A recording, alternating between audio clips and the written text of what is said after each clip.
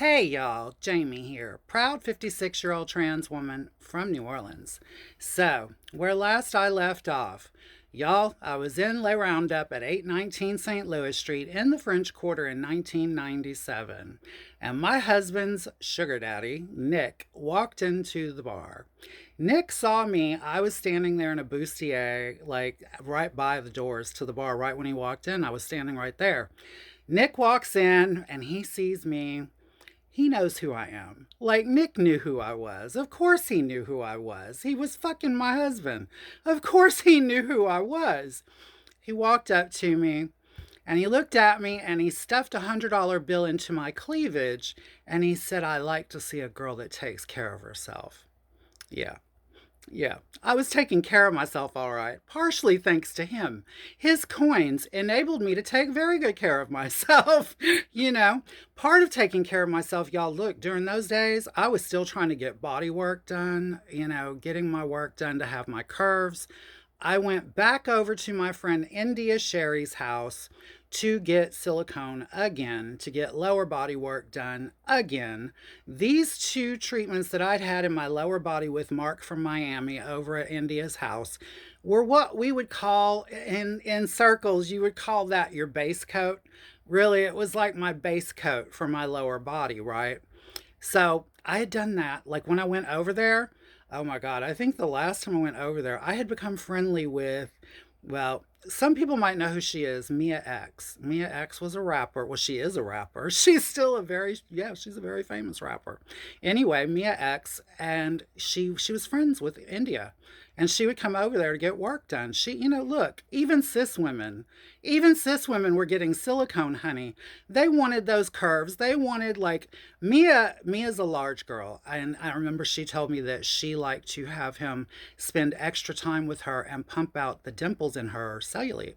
Yeah, to make it look smooth. That way she's a big girl, but it would look smooth, right? Flawless strategy. Like flawless strategy, really. Except silicone's not smart. I know that now in hindsight. Back in those days, honey, I was all about it back in those days. So, y'all, I Christmas rolls around. Christmas rolls around that year right before it's turning 1998. Christmas rolls around and I go over to my stepfather's house. Yes. Him and my mother had not been together for decades, like decades and decades. But my stepfather, he's my sister's biological father. Now, this is the man that sexually assaulted me and beat the hell out of me and had guns to my head, threatening my life when he was molesting me. Yeah, from the ages of 5 to 7 years old. That's right. You heard that right. And if you've been around with me for a while, then you already know this stuff. I went to his house for Christmas. Only reason I agreed to it, listen, my sister swore up and down he was a changed man. He had met this woman named Kathy. Him and Kathy had gotten married, and Kathy seemed to have miraculously changed this psychopath that was the Michael Myers, my boogeyman of my childhood.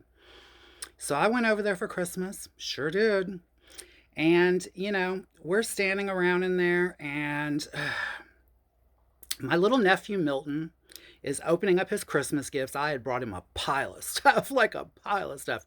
Everybody spoiled him rotten. He was the only kid in the family at that point in time. So, yeah, he's opening up his presents and I'm standing there with my husband and I'm looking on at the scene. And the next thing I know, Jerry Lynn, my stepfather, walks over to me and he says, Jamie, you sure do look more and more like your mother as the years roll by. You got her big boobs and everything." Y'all, that coming from a man that's raped you like for 2 years of your childhood, kidnapped me, put a gun in my mouth when I was 6 years old.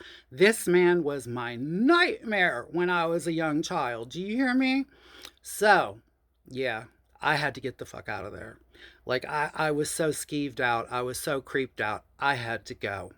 I seriously had to go.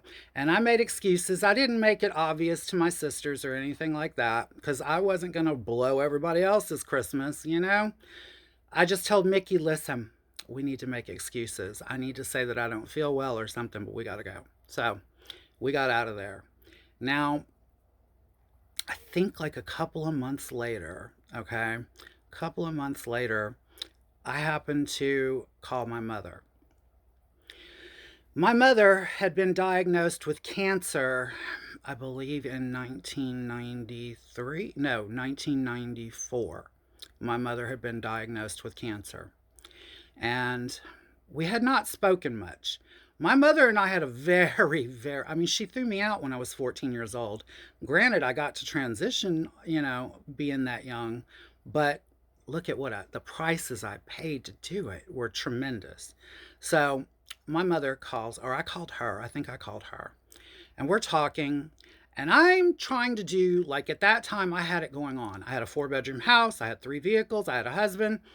I was doing well. Whether I was turning tricks or not, I was doing well doing it, okay?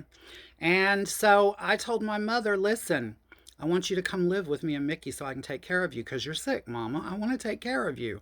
Let me do this for you. My mother said, why in the fuck do you think for 1 second that I would ever agree to come live under your roof? You know what? Fuck you. And I said, you know what? Fuck you too. And I hung up on her. If y'all want to know what happens next, darling, y'all know the routine. Be here next time and I will too. I love you all. I love you all for watching and I love you for the comments. I will talk to you later. Bye, y'all.